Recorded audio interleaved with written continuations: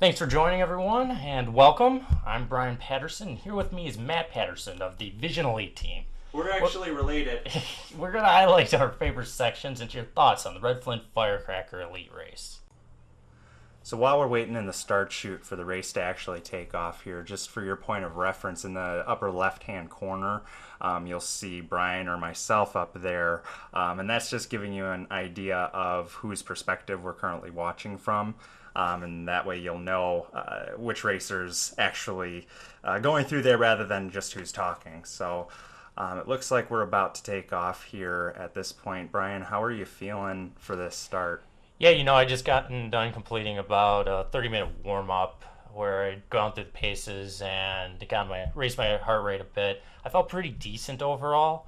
The start was okay, nothing special. There wasn't really a whole lot of area to move up here, even if I could sprint up a bit more. So you kind of, as you can see, I'm stuck on the guy's wheel in front of me. Yeah, there is a lot of space at the sides, and at this point right now, I actually started right behind you, but I think I've slipped a couple of riders back. I just didn't have it in me to take off the line so much.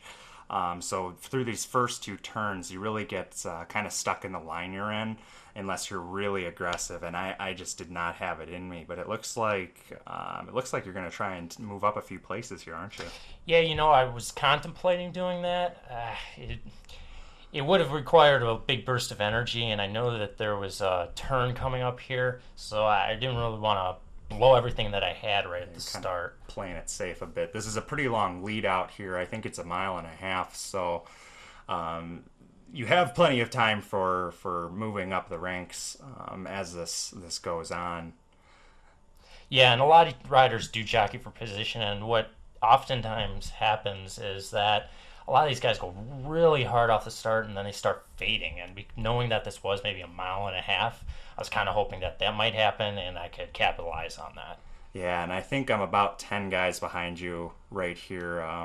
I didn't have the top end from my heart rate. I couldn't spin up like I needed to get off the line. So this whole distance, I'm just thinking to myself, if I can just grab your wheel before we hit the single track, that at least I'll be able to stay on you. But I was just struggling to even catch up at this point, and then knowing that the bottleneck. Now, right here, the rider that just cut in front of me, that's Ronald Stawicki, I believe, and he's an elite racer that's been racing in WORS, I believe, for, I don't know, on and off for the last decade or Yeah, something. quite a few years, but Yeah, I think he had a kid recently. yeah, he went on some sort of a hiatus for a couple of years, and he's now back riding a rigid fat bike or something, fixed Single gear. speed, I believe. Yeah, Yeah. yeah, it's great. The guy's an animal, but good to see him back, and we're just flying along. So yeah, we're coming up on the last turn here before we hit the I think they're called the woohoos or the whoops, kind of the pump track section. But with this many guys coming into it, I knew it was going to bottleneck, and I was getting a little frustrated in the back because I couldn't make the passes I needed to. I was stuck in the last couple guys because I couldn't get up and going. So we're gonna see here in a second Yeah, when you turn. and right here, that's exactly what was going through my mind. Make a couple of passes, try and get in front of some of the bottlenecking, but that didn't quite work out too well for me because it literally comes to a stop right in here. Yeah, I think for my section, because I'm about 10, 15 guys behind you, we came to several stops even. Yeah, and this really it allows the guys in the front to just put so much time on you. And yeah, see right here, there's guys to each side as well. Yeah, it looks like you got somebody on your right. You're not even on the trail right now. Yeah, we're just trying to keep from hammering the guy in front of us. It was just it was a little squirrely, and we were hoping that it would pick up a little bit. Yeah, and this next section of Pines is pretty tight single track as well, so you're not going to really get any chance to pass anybody No. until the bypass for the down rock section for the elite race. That first lap, we bypass it completely, and then we'll hit it in the laps after.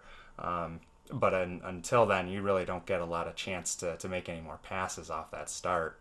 No, you really don't. So the day prior, on after we got our pre-ride in, it downpoured pretty heavily.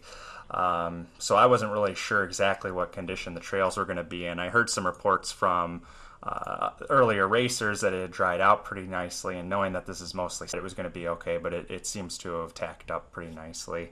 Now we've jumped forward a lap here, and it looks like you're coming into the down rock section, which gets quite a few spectators because it's pretty technical, and there's definitely a chance of seeing some more crashes. So there's a lot of action. So we'll see you go down it here, and oh, you took that pretty quickly there. You didn't seem to be sliding too much. Did you have quite a bit of traction coming down that, or? Yeah, I really didn't find traction to be much of an issue. I was able to turn on the rocks.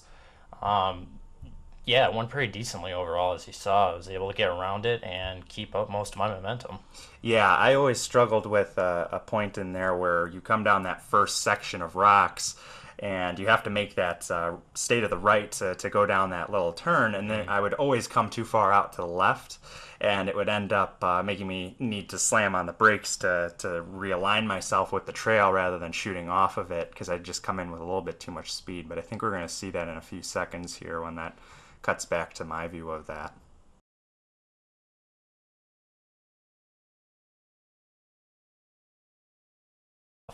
And we'll go back here and rewatch Matt as he goes down the rock section. Now, it looks like you're giving the rider in front of you a little bit of leeway. Yeah, I think what you're seeing there is a little bit of anxiety, to be honest. I was feeling the nerves a little bit coming up to this. And you can see right when I press the top of this. A bit of hesitation. Definitely hesitation. Not a lot of speed coming through this. Not like you had. And there's that turn at the bottom. Where every time I would come through too far to the left, and I would have to re-angle myself at the bottom of that turn. But then, I'd make it through, and the next thought immediately is just trying to get across that rock creek, because it's hard to tell, but that actually is a creek where there's quite a bit of moisture over the rocks, so you do a lot of slipping around before you actually get over them. Yeah, and it looks like you're coming back through here where the spectators are. Now we're cutting again, a little bit more forward down the trail. It looks like, Matt, you're chasing down a rider here?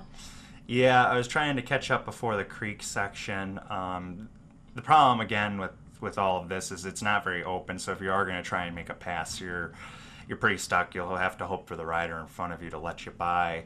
But the creek section coming up, I was just trying to come into it and be very even. I was feeling a bit off my game, like I said earlier. I couldn't get the heart started, and honestly, I just felt I don't know. I didn't feel like my handling was fully there. I guess if I had to describe it, it felt a bit like. Oh no, the rider pulling off. Was there a mechanical there, or was it just a nature break of some kind? I don't know. I wasn't really paying attention to why he pulled off. I figured it was just because my loud hubs were scaring him off the trail. I mean, touching on that again, I mean, you really don't realize how much hydration goes into the beginning of these races. When the last 2 hours, you have to do a lot of pre-hydration. And when you get into that start chute as a racer, yeah, you're ready to go, if you know what I mean. So it is possible that was a nature break. Now, you took an interesting line there. It looked like you went to the left of that tree. Yeah, I don't know why anyone would take any other way than to go to the left. It makes sense to go to the left. You're not going off a drop-off, and you're able to maintain this section, and it's just a lot more smooth. But it looks like we're going to see you go and do that exact same section. Yeah, so we will watch as I go through it. Now, I came through here really hot on this lap. I was cutting some pretty decent lines overall. Now, there's a rider right up here. I was a little concerned that he might slow me down, but I just barreled over the roots and went straight down into it. For me, really, I think that that was the faster line. Every time that I went through there, I took the right side and went completely over the roots. I don't think you definitely took it faster than I did, but I still don't see you lose that momentum going into the creek there when you hit the ground. It doesn't shoot you forwards.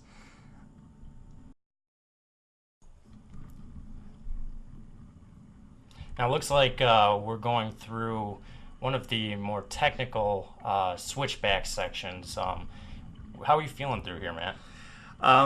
This section, again, I didn't feel like I had my handling. I wasn't, the reaction time just wasn't there. So you see, I'm letting the guys in front of me out a little bit. In previous years, I've seen enough guys crash in this section that I don't necessarily trust the guys in front of me to handle it so smoothly.